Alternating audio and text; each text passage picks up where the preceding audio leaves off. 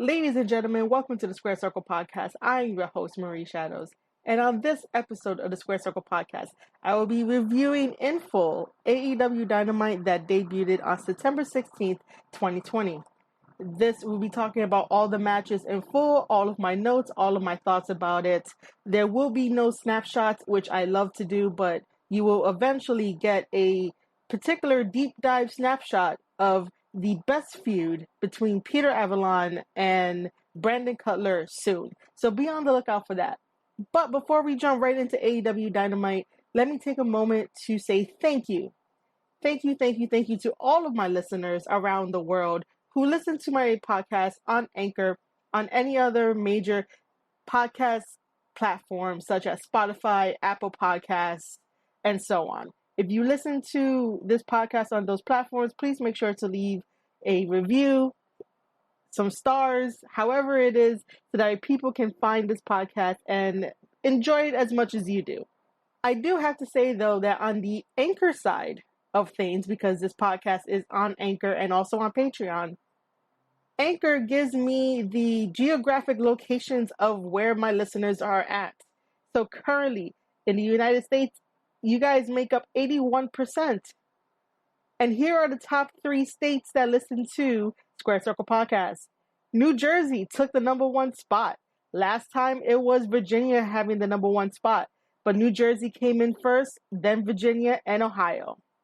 The rest of the states are as follows: Texas, New York, Washington, North Carolina, Connecticut, South Dakota, Florida, Illinois, Oregon, and California. Thank you, everyone who has been listening to my podcast. You know, New York should be number 1 because I am a New Yorker. I am based out of NYC. This is my home.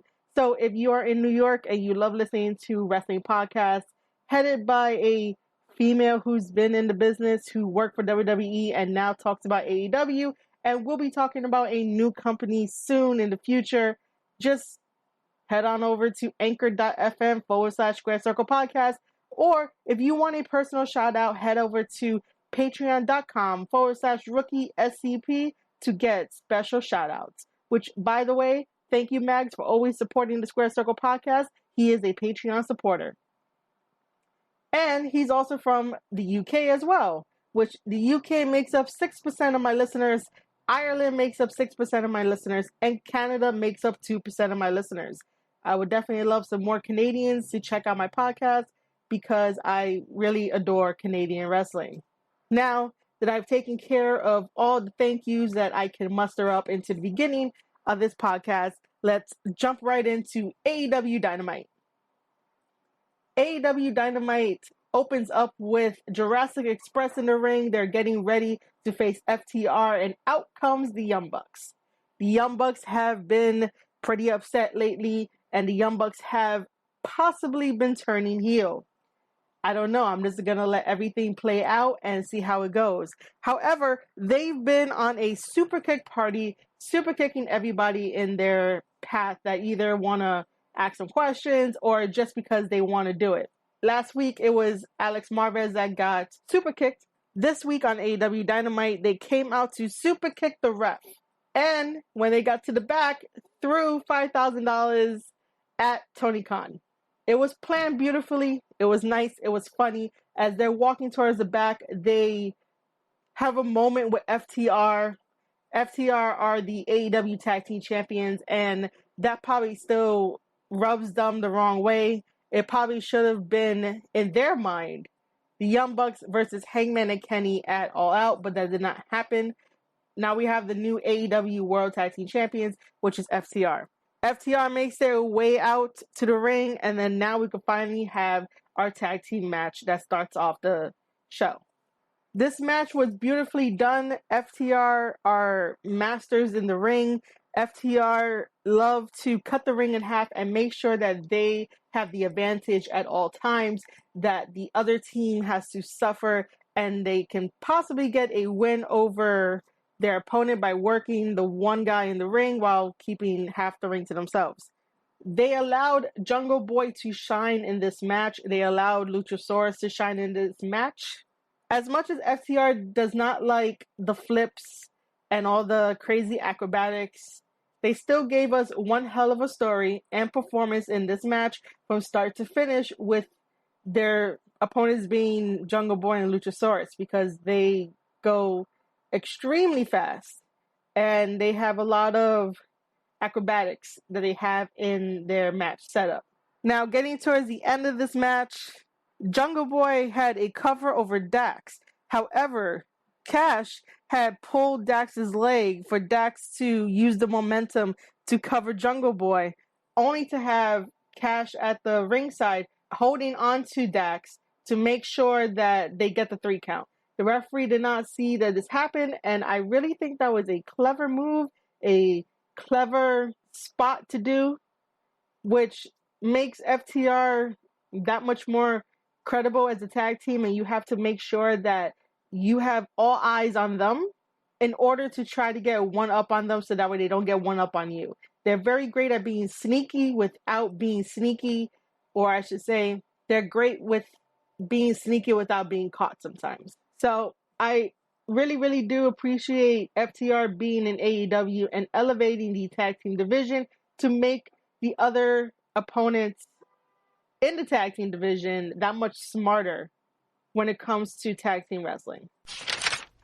After that, we get Hangman versus Kazarian. This is Hangman's first official singles match after him and Kenny Omega lost the tag team titles to FTR. Maybe this is a clean slate. Maybe this is what Hangman needs after being with Kenny and being the tag team champions. This match is definitely my favorite match of the night. We also had Kenny Omega out there as the special guest commentator, critiquing the match, critiquing Hangman Adam Page, mentioning his concerns, and also putting him over when Hangman does spectacular moves and can go in the ring and do it on his own. When Hangman comes out, he looks to be sober, yet weary, and just going through the motions of coming out as a singles competitor and being in a singles match. Hangman looks around for Kenny. He sees Kenny at the announce desk. They have a weird little awkward hi going on. Hangman did seem distracted in some parts in this wrestling match, even though Hangman did seem distracted as well. On commentary, they asked Kenny a couple of questions. His responses were that he's focusing on a singles run, not in the tag team. However, if the cards do fall where Hangman and Kenny happen to get back together as a tag team to have a tag team match, then they can see where they go from there. But according to Kenny, he's focusing on the singles run. He probably wants to be AEW World Heavyweight Champion, which he can go for, and I'm all for it. However, don't leave your buddies hanging, or people that you would have considered to be your buddies hanging. Kazarian does a beautiful swinging neck breaker to Page. At this point, Kazarian has a little bit more advantage over Hangman, because Hangman is still somewhat distracted in probably maybe the first 5-10 minutes of the match. Kenny on commentary mentions that while Hangman looks to be in good shape for this match, Frankie Kazarian is definitely no slouch, and Hangman has his hands full with trying to defeat Frankie Kazarian. Hangman does a body slam to Kazarian, and then there is a chop exchange. Hangman clotheslines Kazarian to the floor and then does a plancha to Kazarian. After that, Hangman smiles, and that is all I want to see. I want to see this cowboy continue to smile as he goes on to get more singles matches. I do want to comment on something about when it comes to Excalibur on commentary. I am not a Excalibur fan. He has a really deep knowledge of the wrestling moves, and most of the time he's calling it in Spanish, when I'm like, if the wrestlers are not Spanish, or if the match is not in Mexico, you don't need so much Spanish jargon, because then me, as someone who's aspiring to be a commentator, I'm going to forget the actual English words to these moves. and it's just going to mess me up, and I don't want to be another copy of Excalibur, if that makes any sense, if I want to pursue that.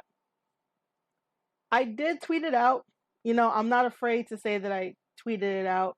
The difference between what a plancha looks like and what a pescado looks like, because essentially they're two different things.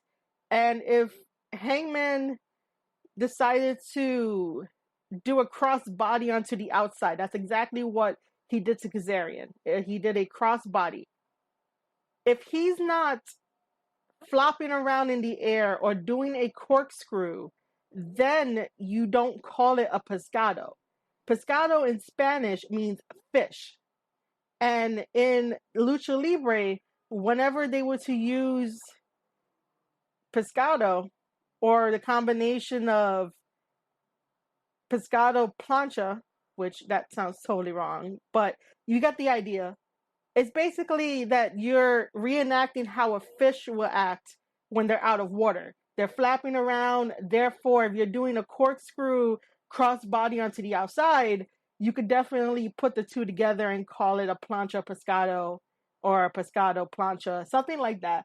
But if Hangman is just doing a cross body to the outside on Kazarian, it is a plancha, or just call it a cross body to the outside. You don't have to be fancy. AEW is not built on being fancy or bougie with their commentators. It's meant to be simple and relaxing and fun. And I know that he probably knows the difference. It's just that no one is taking the time to be like, hey, maybe you should not say it that way, because that's not exactly what it is. Say it the way that it is. If you see that a corkscrew is happening and then the crossbody is with it too, then call it that. Call it what it should be, because no one else on commentary is challenging you on these wrestling moves that you're saying during the match. Excalibur does well sometimes. There are times where I just can't really tolerate him on commentary, but that's just me. That's not the consensus of everyone else. That's just me. It's just that I don't want him to continue to saying the wrong words while he commentates, because then when you talk to other fans and they try to explain a move to you that they think they know, they're going to say the wrong information. And we live in a day and age where there's a lot of misinformation out there, and the last thing you want is to fans call a move the wrong move. And that's disrespectful to the move, to the culture that you're implementing in AEW when it's not all Lucha Libre. That's just my stance on it. That's just my take on it. But if he ever listens to this, it's just me trying to help out to make sure that everything goes smooth and the right words for the moves are used. That's all. Now back to this awesome match. Kazarian then does 2 guillotine leg drops to Hangman. Kenny, on commentary, basically comments on Hangman's singles competition is not up to par. As in, Hangman hasn't had enough singles competition to realize how much at stake is in this match and to perform to the top tier that Kenny Omega has been performing at. Kenny has a combination of singles and tag team matches under his belt. So during the time that Hangman and Kenny were tag team champions, Kenny was booked in singles action and was also booked in tag team action with the Elite. So he has enough knowledge and a standard that he holds himself up to when it comes to knowing how to have a singles match. Not saying that Hangman doesn't know how to have a singles match, but Hangman wasn't booked like how Kenny was booked during their tag team reign. So Hangman is probably a little bit rusty. But he delivered a phenomenal match with Frankie Kazarian that proved that he's ready for a singles run, even if he wants to reconcile with Kenny Omega to be a tag team again and get the belts. And to prove to Kenny why he's not a fuck up. Also, Kenny mentions that he wants Hangman to win and that Hangman should win and winning will be a good thing for Hangman. And Kenny mentions that if Hangman loses this match, it will be very bad for Hangman. In the match, Hangman is showing a lot more power strikes, like a lariat, a fallaway slam, the kip up, and then a shooting star press. Hangman still has one of the best shooting star press in the business. On commentary, Kenny says that he's impressed with Hangman's ability. He sees that Hangman is fatigued and mentioned that this is the time in the match where he would tag out to a tag team partner. However, Hangman is doing it all on his own. Kazarian does a spike DDT to Hangman. Hangman kicks out. Then the Prettier to Hangman from Kazarian. Hangman kicks out of that. On commentary, Kenny Omega thought that the Prettier would have put Hangman and Page away, but due to the tenacity that Hangman has, Hangman kicks out, and Kenny actually expected that to be Hangman's first loss. And then Kenny talks about how he would have had the big save so that way Hangman doesn't get the loss. Which, by the way, that happened during their AEW Tag Team reign. Hangman will come in, he'll be drunk, he'll be in full kick-ass mode, and basically he'll kick the opponent's ass, do some awesome moves in the match, get hit with a big move from that opponent, and it'll look like it knocked out Hangman, only for Kenny to come in and finally do the big save because Hangman wants to beat up the opponent as quick as possible, get to the back, have a beer, celebrate, and that's it. He wasn't on the same level as Kenny Omega in philosophy-wise when it comes to tag team wrestling. If you follow Kenny Omega's tag team career, especially with him and Ibushi, there's a certain chemistry that needs to be met with teaming with Kenny Omega to understand why he draws out matches and why he tells a story in a match and why he does the things that he does. Both Kenny and Ibushi are competitive men, and both of them want the same goal, and they want the gold, and they like to hurt their opponents to make sure that they get the victory.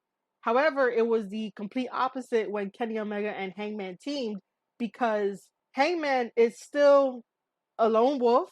He does things on his own, and he likes to kick ass and not draw anything out. There's no, in terms of him teaming with Kenny Omega, there wasn't much psychology behind Hangman's moves when he was in the ring, other than beat the guy's ass, get the victory any which way possible, only to go to the back and get a beer and relax. So both Kenny Omega and Hangman Adam Page had two different ideas of what it meant to be a tag team. After Hangman kicks out of that cover, Hangman then does a sliding lariat to Kazarian, which looks amazing. There is a pump handle Death Valley driver to Kazarian from Hangman. Then Kenny Omega on commentary mentions that Hangman is running out of offense and he needs to put Kazarian away quickly.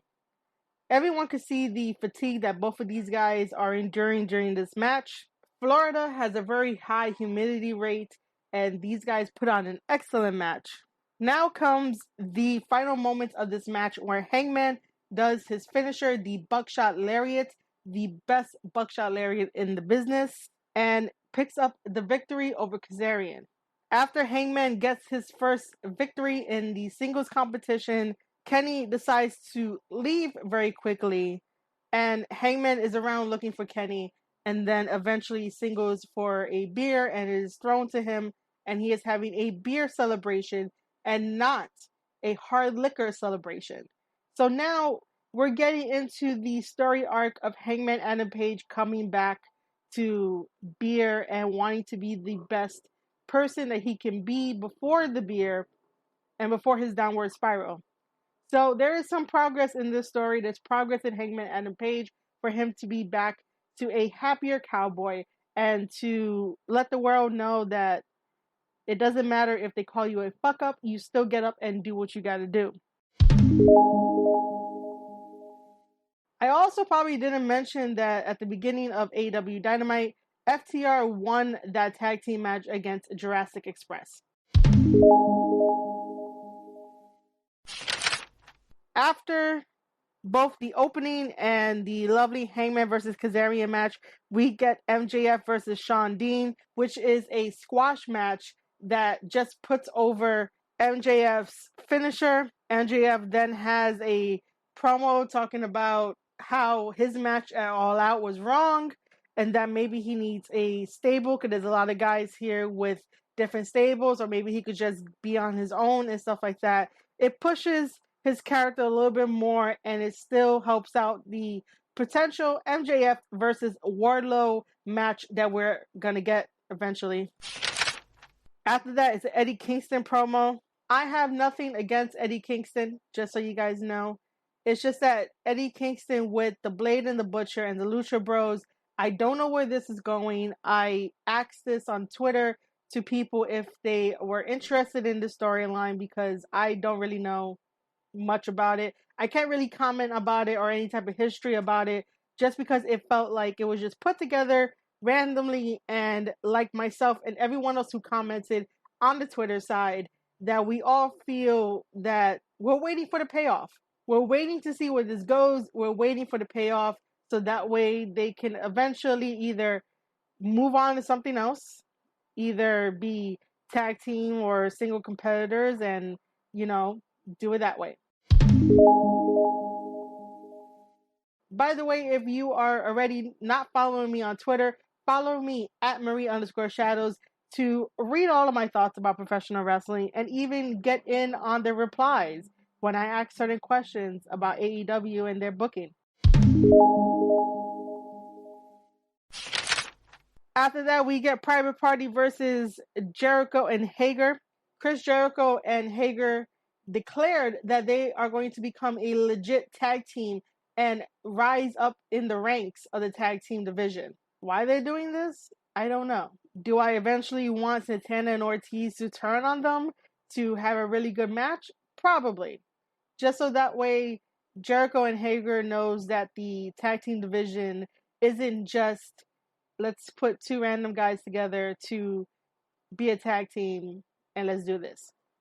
Even though they sort of did it with Hangman and Kenny and Peter Avalon and Brandon Cutler, but I really do think that Jericho and Hager are the two weirdest people to put together at the moment. I'd rather Hager be a bodyguard type, but he's always going to be a bodyguard type, so, you know, let's just see where it goes. Private Party has a lot of aggression in this match. They were attacking Jericho and Hager. Jericho at one point was taking advantage of Mark Quinn. They tag in Hager.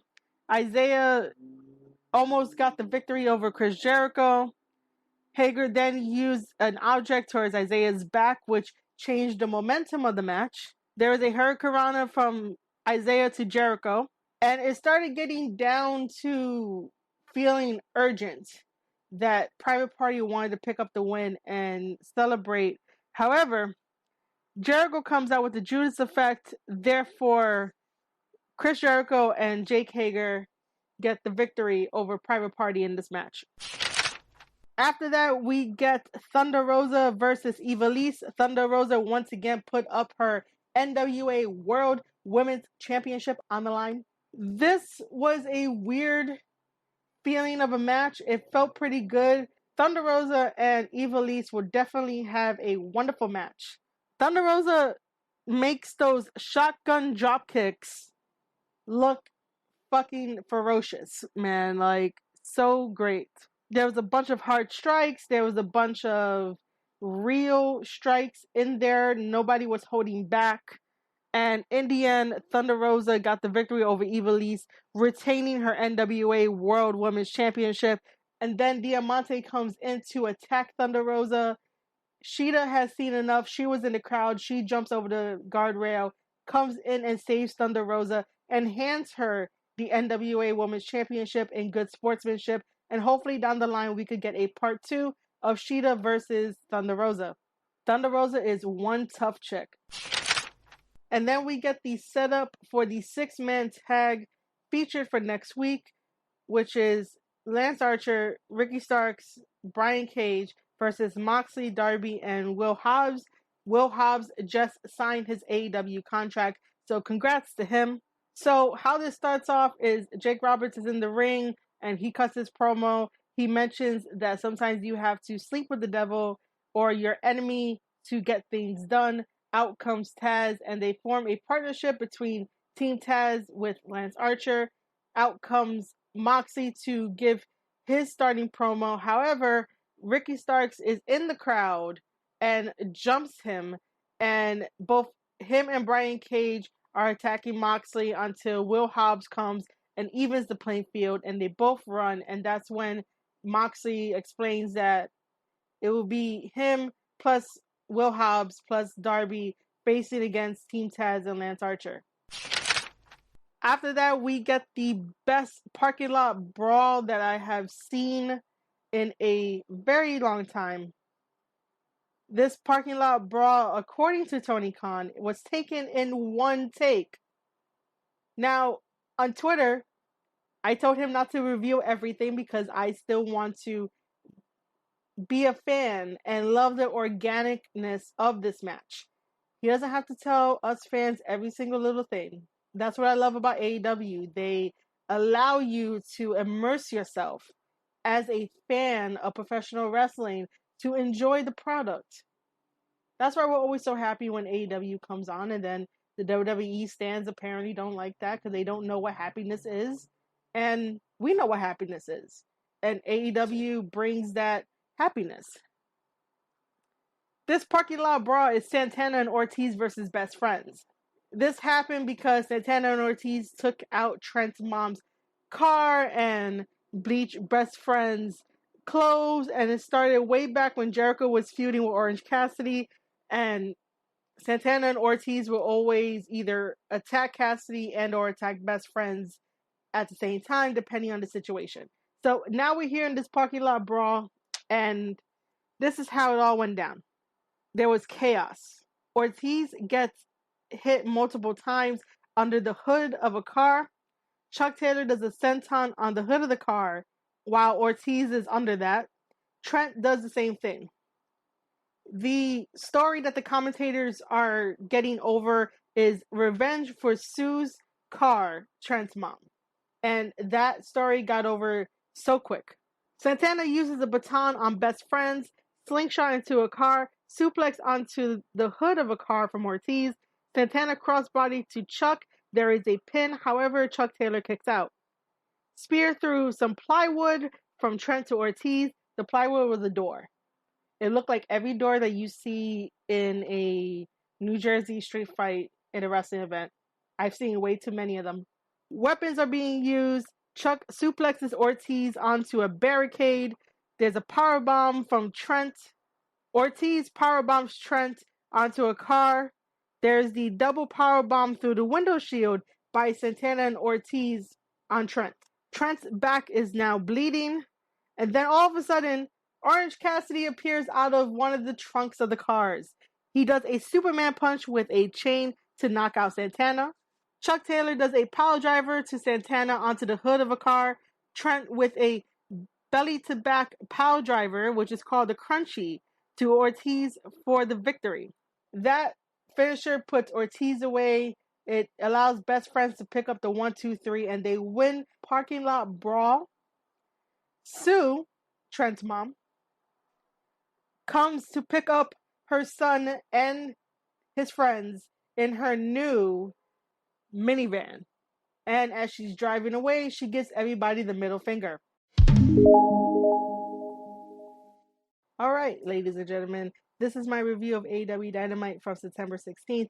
I am your host, Marie Shadows, and if you enjoyed this episode, please leave a review via your favorite podcast platform, such as Spotify or Apple Podcasts.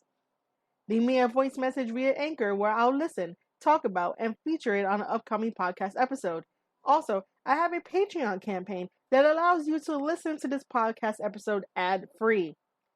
Patreon allows you to support my content directly to keep the podcast coming, and you'll get a personalized shout-out from me. head over to patreon.com/rookie-SCP. Thank you guys for all the listens, supports, and love, and I'll see you in the next episode.